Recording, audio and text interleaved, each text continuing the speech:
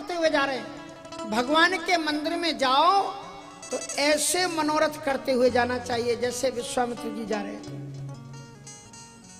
कि भगवान का दर्शन कैसे होगा। ऐसे मनोरथ करते हुए जाओ जैसे विभीषण जी जा रहे थे। विभीषण जब भगवान की शरणागति गए तो क्या सोचते जा रहे थे रास्ते में, बोलो। देखे हो जाए चरण जल जाता, अरुण मृदुल सेवक सुख दाता। ये पद परस तरी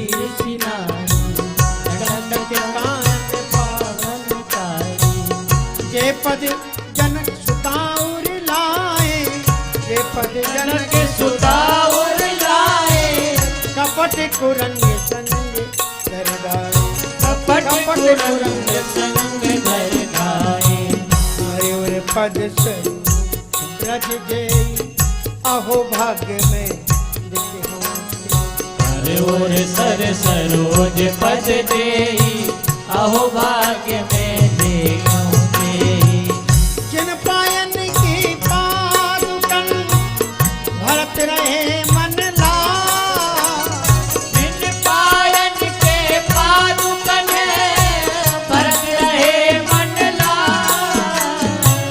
के पद याद दिलो के इन नैनन अब ते पद याद दिलो इन नैनन अब जा। यही विधि करत सप्रेम विचारा, और सपद सिंधु आयु यही मारा। कपन विभीषण आवत देखा। तो कहने का तात्पर्य, भगवान के पास जाओ तो भगवान की ही सोच करते हुए जाओ, भगवान के बारे में सोचते हुए जाओ। एक बार हम छोटे में वो वृंदावन में तो सब संत शाम को ठाकुर जी का दर्शन करने जाते। सो वृंदावन में हम रहते थे सुदामा कुटी। शाम को हम भी अपना अच्छे से बंडी पहने और नया तिलक करें और अच्छे सज धज करके माला झोली फेरते नहीं थे, ऐसी माला झोली डाल लेते थे। तो सज धज करके तिलक लगा के पटाखा लगा के जाए और खड़ाऊ वो लकड़ी वाली, हाँ भले ही पाँव में कभी कभी तो अंगूठा टूटते बचे। बस उनका नियम है कि अंगूठी वाली खड़ाऊ जब तक महंत ना बन जाए या गुरुजी जब तक हो तब तक पहनना वर्जित निषेध है। अब हमने पहन ली, वो तो भला हो। श्री सुदामा दास जी महाराज बोले क्या नाटक करते हो ये, कहाँ गए थे? हम रोज उनके चरणों की सेवा में जाते थे। उम्र 11 साढ़े 11 वर्ष की थी। कहाँ गए थे आज? हमने कहा महाराज जी बिहारी जी का दर्शन करने। बोले कराए दर्शन? हमने कहा हाँ महाराज जी कराए, बहुत अच्छे थे ठाकुर जी। अच्छा अच्छे से दर्शन किया था? हमने कहा जी महाराज जी। बोले बताओ रंग किस रंग की ड्रेस ठाकुर जी ने पहनी थी? मुकुट किस तरफ झुका हुआ था? महाराज जी कछु याद नहीं है। हमने कहा महाराज जी हम दर्शन तो कराए लेकिन हमने ये ध्यान नहीं दिया कि ड्रेस किस रंग की थी, मुकुट किस तरफ झुका था। ये कहा तो ठाकुर जी के दर्शन की भी एक विधि होती है। बहुत पुरानी परंपराएं जो बुजुर्ग करते हैं वो करते रहो, आप छोड़ो मत, क्योंकि उनका अर्थ आपको हमारे जैसे महात्मा आएंगे आपको बता देंगे। पहले तो उस ड्यूढ़ी में प्रवेश करो जिसके अंदर में ठाकुर जी विराजमान रहते हैं। अभिमान झुका के, सिर झुका करके अंदर में प्रवेश करो। और अंदर में जब जाते हैं भगवान के पास में, तो अच्छा ये बताओ आप जब दर्शन करने जाते हो तो आंख बंद करते हो कि नहीं करते हो? भगवान के सामने खड़े होते हैं आंख बंद करते हैं? करना चाहिए आंख बंद। गए तो दर्शन करने के लिए तो आंख बंद करना चाहिए क्या? नहीं करना चाहिए ना? हाँ लेकिन करना चाहिए, प्राचीन परंपरा है। इसलिए हम आपको आज अर्थ बता देते। क्यों? अर्जुन को भगवान ने भगवद गीता को पढ़ना 9वें और 10वें अध्याय को, अपनी विराट विभूतियों का वर्णन किया। रसो हमप सुकौन्ते प्रभास्मि शश सूर्योः प्रणवः सर्ववेदेषु शब्दाखे पौरुषम निषु पुण्यो गंधा पृथिव्यां च तेजश्चास्मि विभावसौ जीवनम सर्वभूतेषु तपश्चास्मि तपस्। बहुत विराट वर्णन किया। उन्होंने कहा कि पानी के अंदर रस रूप में मैं ही विद्यमान हूं, चंद्रमा की सिक्त किरणों की जो चांदनी है वो मैं हूं, सूर्य में जो प्रभा है वो मैं हूं, अश्वत्था सर्वक्षण। तो अर्जुन ने सुनता गया, मैं हूं मैं हूं मैं हूं। कहा प्रभु जी ये जो आपने विराट रूप बताया, इसका दर्शन आप मुझे करा सकते हो क्या? तो भगवान ने कहा कि अनेनैव स्वचक्षुषा, तुम अपनी इन निगोड़ी निगाहों से मेरा दर्शन नहीं कर सकते। तो कैसे मिलेगा? का दिव्यम ददामि ते चक्षु पश्य में योगमईश्वरम। मैं तुम्हें दिव्य दृष्टि देता हूं, जिस दृष्टि के द्वारा तुम मेरे योगमय स्वरूप को देख सकोगे।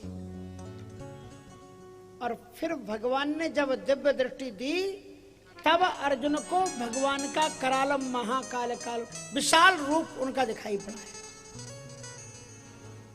अनोरणीयाश्चम सोमया।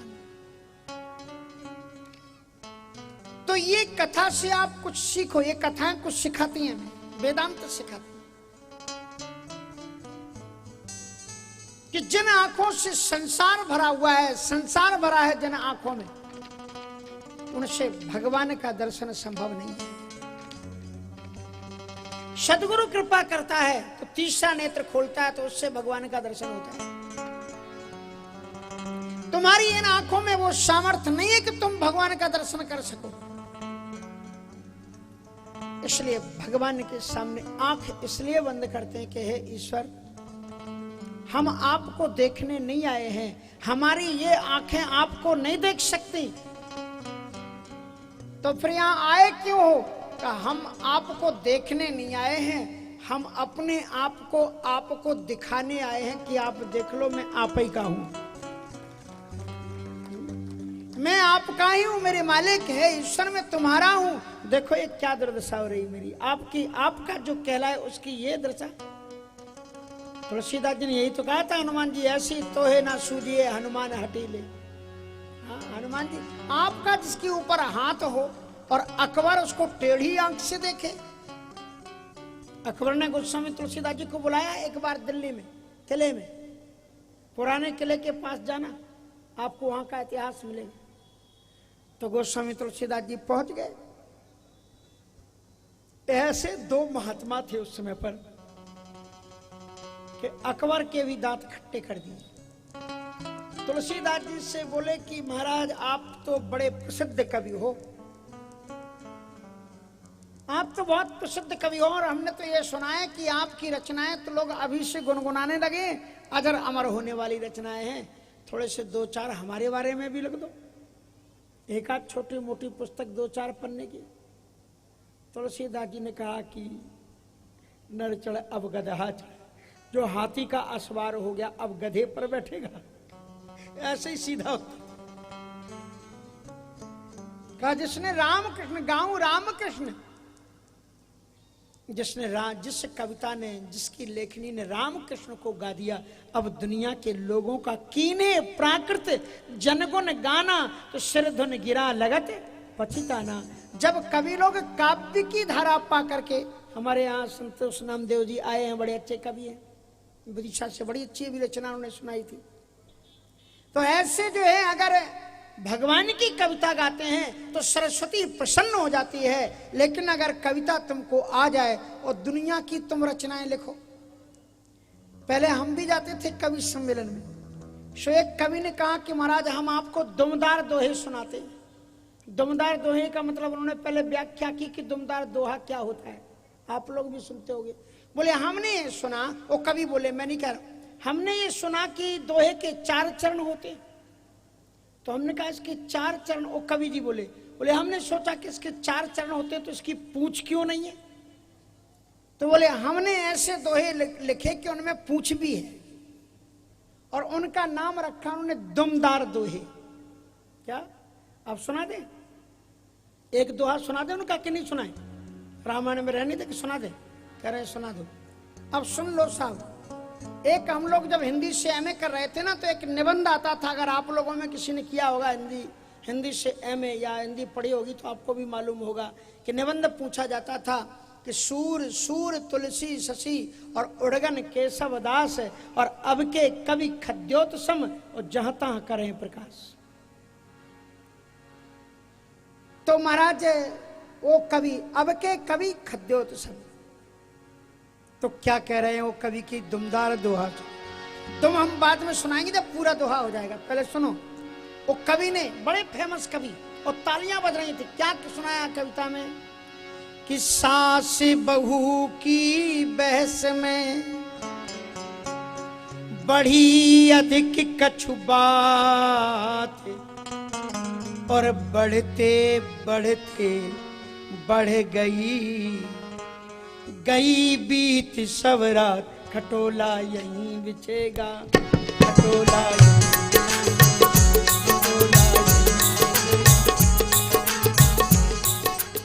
ये तुम है। ये कविता है सास बहू की बहस में। और उन्होंने आगे कविता और सुनाई, बोले महाराज एक नास्तिक आस्तिक को मिल गया, और नास्तिक आस्तिक से बोला कि हमने सुना है कि भारत में जो भी हिंदू धर्म में मरते सब स्वर्गीय को जानते, जो भी निमंत्रण कार्ड लगता है स्वर्गीय पिताजी, उन्हें पता है कि सभी स्वर्ग में जाते। बोले भारत में जो भी मरे तो सभी स्वर्ग को जाए, तो ब्रह्मा से पूछिए नरक बनायो काए, वहां क्या भैंस बंधेगी, वहां क्या।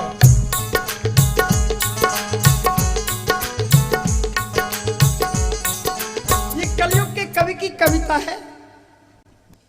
और फिर आस्तिक ने उत्तर भी बड़ा गजब का दिया। आस्तिक ने उत्तर दिया कि भारत में जो भी मरे और सभी स्वर्ग को जाए, और नरक बनायो इसलिए वहां आप ही जाएं, वहीं पर बाप मिलेंगे, वहीं पर बाप मिलेंगे, वहीं पर।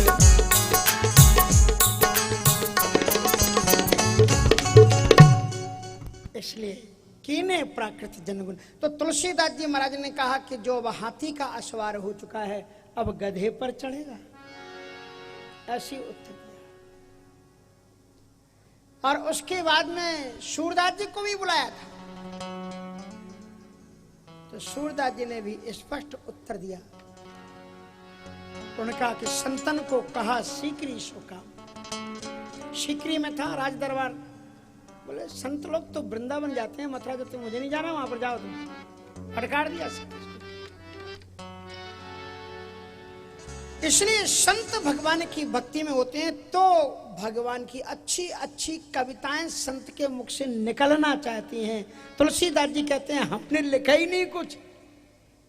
हाँ, वो कहते हैं कि रामचरित मानस कवि, राम का चरित्र मानस में शंकर जी की आया, हम झुट्टे के कवि तुलसी, शंभु प्रसाद सुमत ही है तुलसी, रामचरित मानस कवि तुलसी।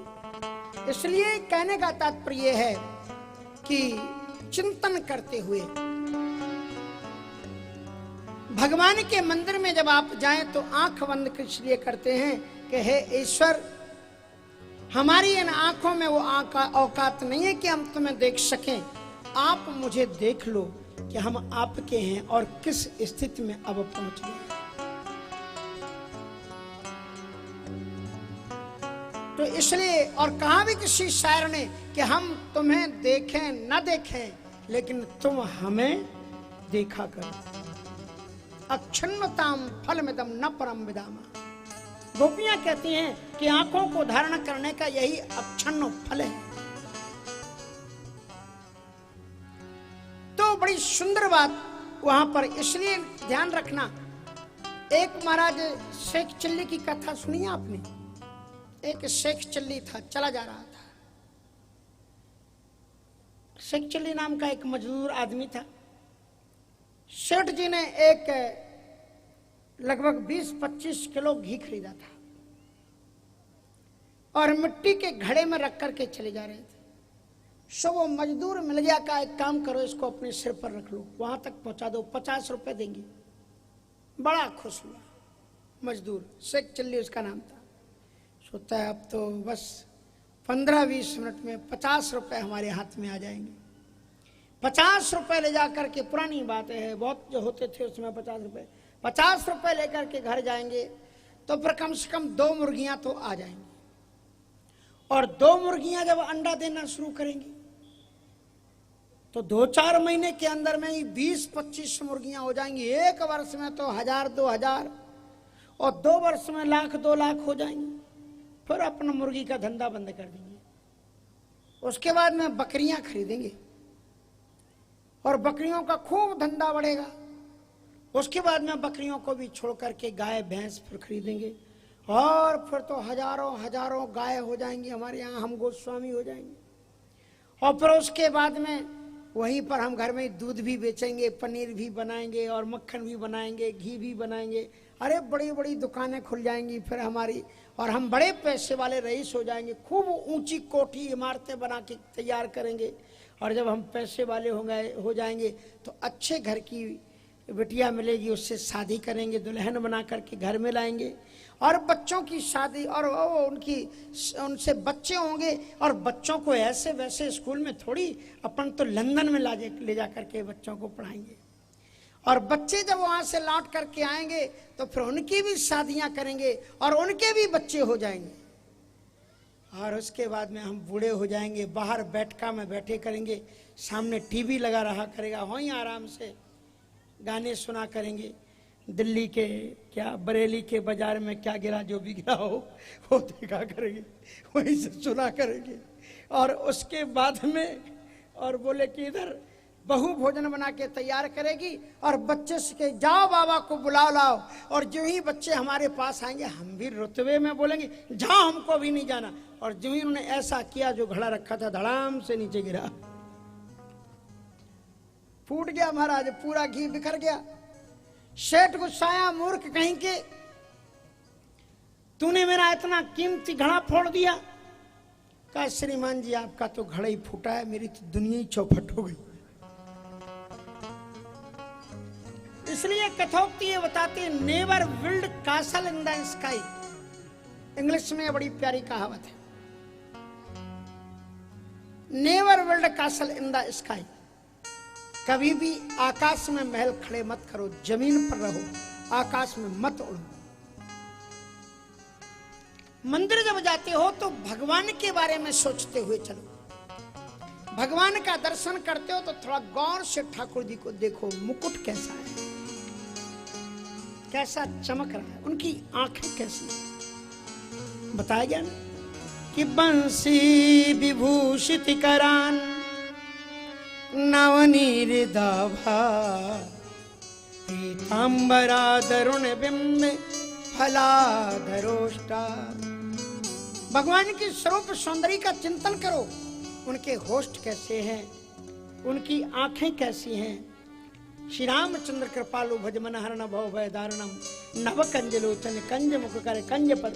ऐसे ही भगवान के हाथों को देखो, गले में जो उन्हें कंठा डाल रखा है उस कंठा को देखो, बैजंती माल को देखो, हाथ के कंगनों को देखो, बाजू बंद को देखो, कमर की करधनी का दर्शन करो और उनके पीतांबर का दर्शन करो। भगवान की भ्रुकुटी किस तरफ जा रही है उसे भी देखो।